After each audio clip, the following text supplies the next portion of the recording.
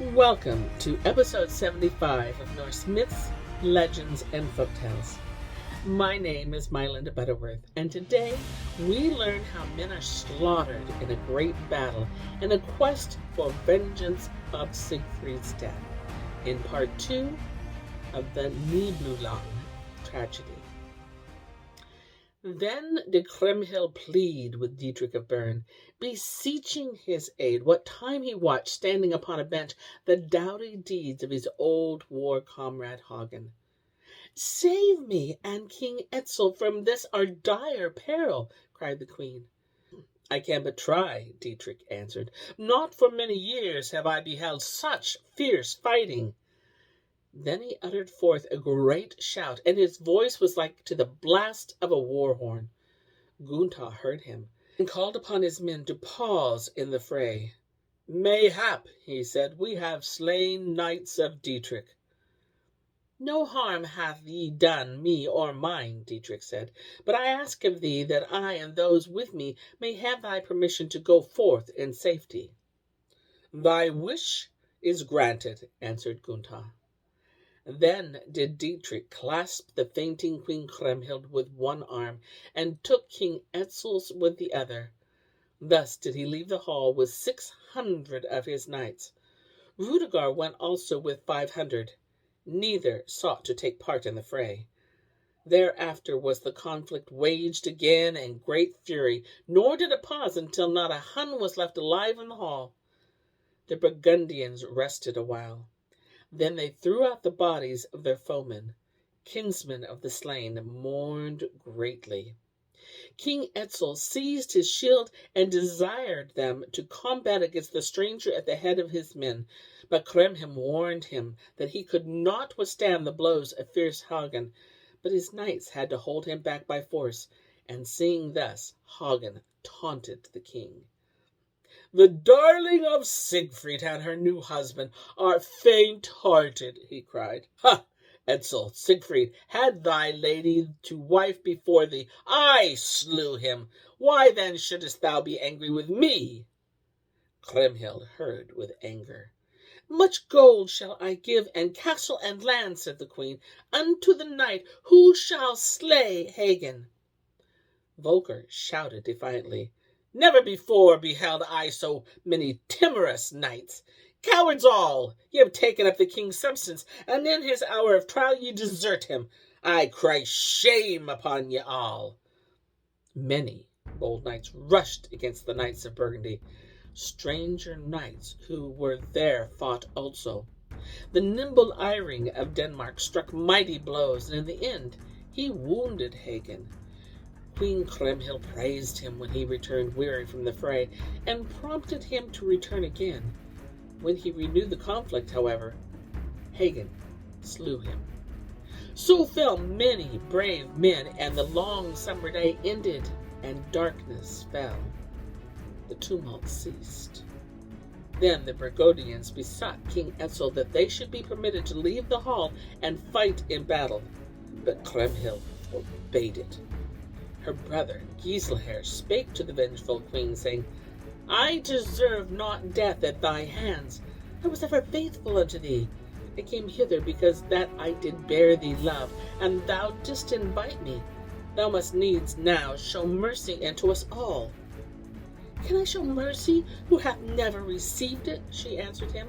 "The vile Hagen slew my child, so those who stand by him must suffer with him. But this I shall promise thee, if Hagen be now delivered up, a truce will be granted forthwith." Gernot answered, "Never shall thy wish be granted. Rather would we die than ransom our lives with a single knight." "Then we must die indeed like to brave men," Giselher said. "My brother Hagen is not without friends," cried Dankwart. "Ye who have refused quarter shall not receive it, not at our hands."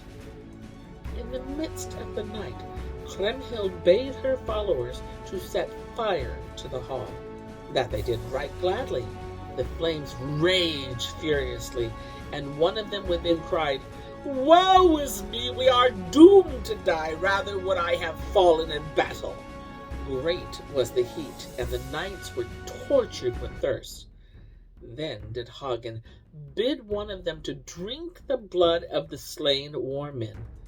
One who suffered much knelt beside a corpse and drank the blood. The draught made him strong again.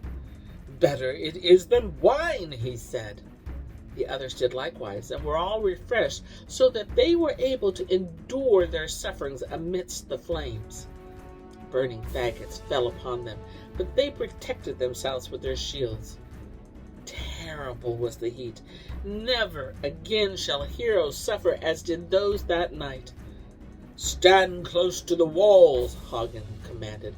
"Your armor shall protect ye. Let the blood quench the flaming brands."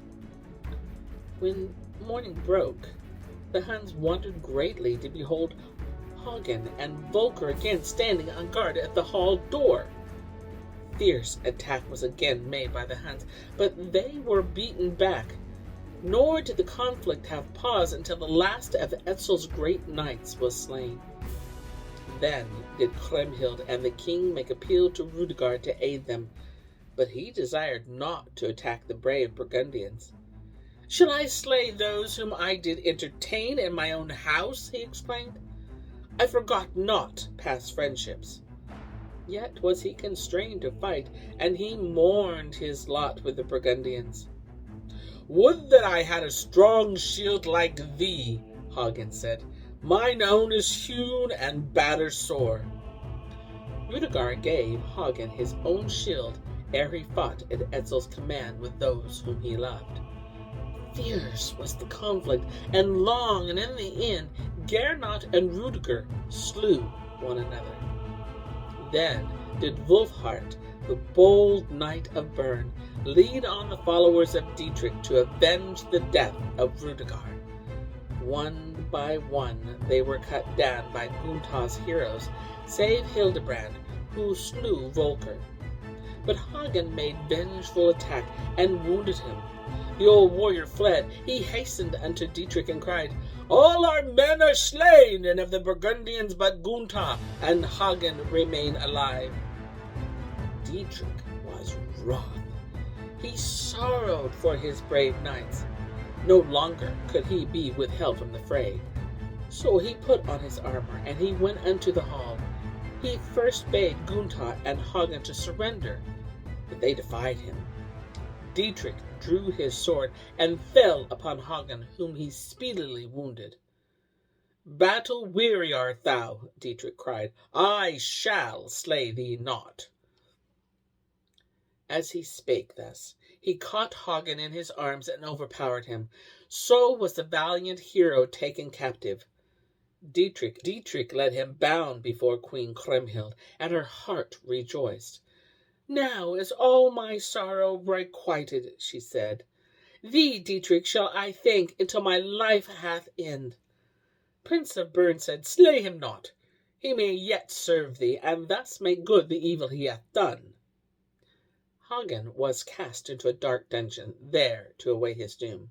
Dietrich then fought against Gunther, who was more fierce than Hagen had been. Indeed, he came nigh to slaying Dietrich, but he was at length borne down and taken prisoner and bound. When the king of Burgundy was taken before Kriemhild, she said, "I welcome thee, O Gunther."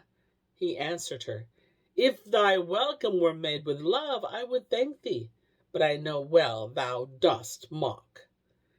Dietrich pleaded with the queen that Gunther and Hagen should be spared, but his words fell upon ears that heard not. Kriemhild went unto Hagen and demanded that he should return unto her the treasure he had stolen. The knight answered her, "Vows I took not to reveal where the hoard is hidden, so long as my king liveth." Then did the queen command that her brother should be slain. With her own white hand she held high by the hair before Hagen the dripping head of Gunther.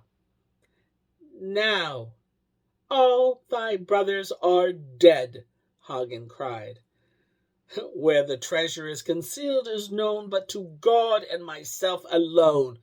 Thou devil, thou shalt never possess it." So wroth was Kriemhild that she seized a sword and smote off the head of Hagen. "Alas," cried King Etzel, "the boldest knight who ever fought in battle hath fallen by a woman's hand." Old Hildebrand, reeking not what would happen to him, drew his sword and smote the queen. A loud cry broke from her lips, and ere long Kriemhild died.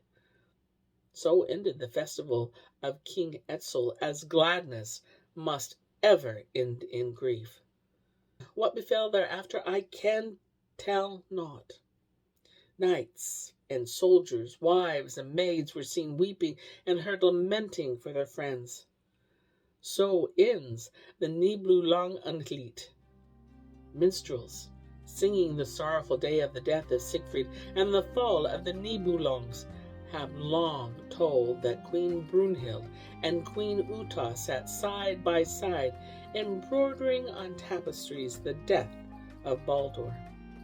Again and again did Brunhild say to the mother of Gunther, "Each time I picture Baldur, his face grows like unto that of Siegfried." Soon tidings were brought to them of the death of Gunther and all his men. Brunhild wept not. She went out into the darkness, nor ever returned again. When search was made, she was found lying dead in the grave mound of Siegfried, whom she had loved.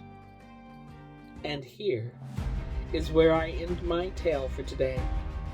But I'll be back with more tales, many more tales. Until then, my friends, enjoy the journey.